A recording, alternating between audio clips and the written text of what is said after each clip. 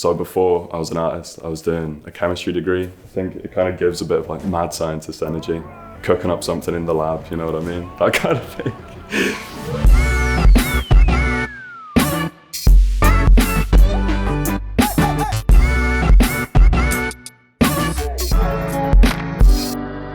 Hi, I'm Freddie Franke. I'm an interdisciplinary artist based in Liverpool. I'm wearing Doc Martens, vegan. They are absolutely battered. I've had the same pair for so long. They've been repaired over and over and over and over again. Also wearing this lovely pair of dungarees that I got from Soho on Bald Street. I'm moving up to just a nice little pink jumper that wasn't meant to be for the studio, but inevitably everything I wear slowly becomes covered with paint. It's an unstoppable process. This is actually my lab coat from my chemistry degree. So before I was an artist, I was doing a chemistry degree, didn't finish it, dropped out.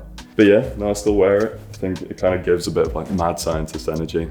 Cooking up something in the lab, you know what I mean? That kind of thing.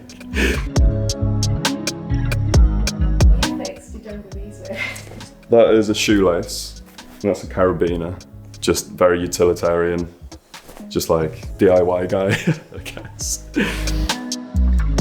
So this is what I'd be wearing doing anything. It's like dirty work. Oil painting is an insanely messy process. It's not really what I'd be getting around town in, unless I wanted people to know I was an artist. And I was kind of like feeling like I needed a bit of external validation or something like that. I very rarely buy new clothes. I really like the idea of having like the same item of clothing for a long period of time. I'm half Sri Lankan. I come from an Asian household. Some stereotypes about being raised within an Asian family are true. And from my dad, it was just like, you've got to be a doctor, you've got to be an engineer. And so growing up, I was just like, I was a STEM boy, an absolute geek. It's just big nerd. I quickly realized that doing a chemistry degree, you've got to be really committed to it. And if you can't see yourself doing it for like the rest of your life, then it's not going to be worth it. And it wasn't until lockdown where I fully had like just the space to think about what it is I wanted to do. I was going through like some therapy at the time, and I was using art as a form of therapy. That just taught me the value of like the need for like self-expression. It's something that I really did need.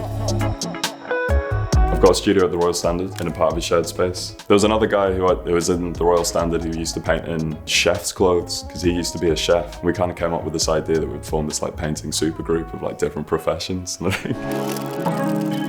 So I create very sporadically. Sometimes I do enjoy doing like a little late night session, but recently it's been more about having like shorter, more condensed periods of creating, as opposed to like when I started where it was just, you're gonna stay here all day and you're not gonna finish until this like painting is finished, and you just work and work and work.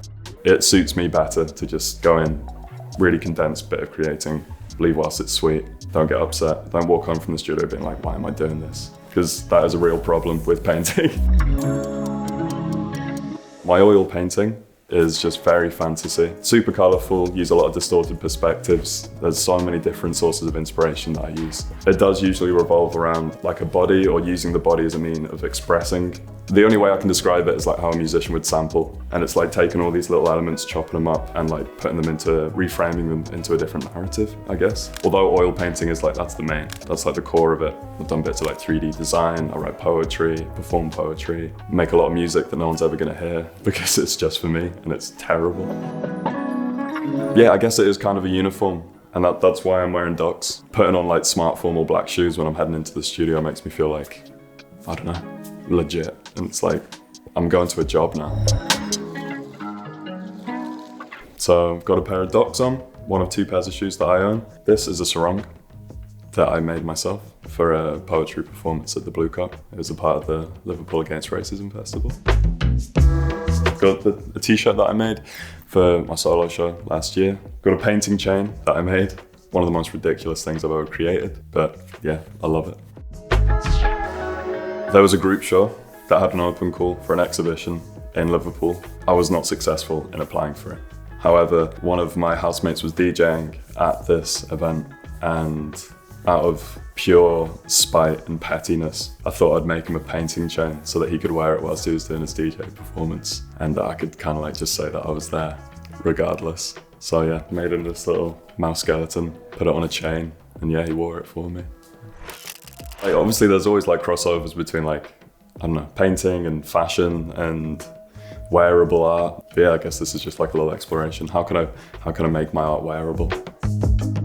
I've got a little pearl earring in. That's also got like little links to a lot of the research that I've done on colonialism in Sri Lanka. Two of the biggest exports out of Sri Lanka during the periods of time when it was colonized were pearls and cinnamon. So I keep this little thing. This is just like, yeah, my day to day little earring that I'll wear. I don't know. I have no idea where I got it from. So many of the things I've got are just donated or like handed down. I am the youngest of 3. So my entire life has just been hand-me-downs.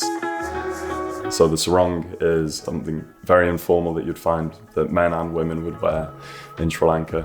I don't feel super comfortable in it because it wasn't something that, you know, my family would wear when we were growing up. This is an element of a culture that has been lost to our family. It was a really good opportunity for me to try and re-establish how I felt about my Sri Lankan heritage, and the act of creating it actually gave me the chance to rediscover parts of my heritage that have been lost. It's just made by hand. It's a really simple design. It's literally just a tube of fabric that's just sewn on one side. The design on it was just kind of improvised, so I wasn't really thinking too much about it when we were making it. I realise now that it does kind of look like the London Tube map, but it's not intentional. So I've got vintage Doc Martens from eBay. We've got the grey jeans from Soho, secondhand. And this is an old Sri Lankan cricket top that my grandma gave me. I don't know where this came from, to be honest. This is just a mystery jacket that appeared in my life at a certain point. What else we've got? We've got the Disney cap. This is not even my hat. This is a souvenir from one of my brother's holidays that I wasn't even a part of. But it's just been in the family for so long that, yeah, I just stole it at some point, reclaiming their memories. These are my ridiculous amounts of keys that I carry around with me everywhere that I go. It is a very essential piece of my outfit. So this necklace, yeah, it used to be my mum's. My mum passed away when I was 8 years old. And this is just a little keepsake that I was given by my dad. It's a way of carrying a bit of her with me, letting her experience the things that I'm doing as I'm growing up. Yeah, if I'm being completely honest, like I think it was her passing that realistically made me start creating in the first place. I think because I was so young, there was so much confusion around grief and loss and loneliness that took years and years and years and years to figure out. And I think having something like creating, like painting as a form of expression, as a way for me to understand my ideas, my emotions and my experiences, it really helped me unpack a lot of the things around it. This is kind of like day to day, but leaning a little bit into kind of like going out. This is quite fancy for me. I think most of the time I'm looking pretty scruffy, especially with the boots. Like even tall people need to feel tall sometimes, and I'm already ridiculously tall, but these just help me get that just a little bit more. And it just helps me just feel confident when you're just like a little bit taller, feel a little bit bigger. The heavy boots, I'm stomping around town in them. I don't like the idea of like fast fashion and like constantly consuming small things that are just going to get ripped apart and like you're just going to dispose of. And I try and do that with my art practice as well. Like it's half a financial decision and half like an environmental decision. Like all of the materials that I use are like reclaimed. I just cycle around town with my bike and I just pick up just trash. Little trash man. Yeah, Womble, exactly. That's the perfect description. Yeah, truly.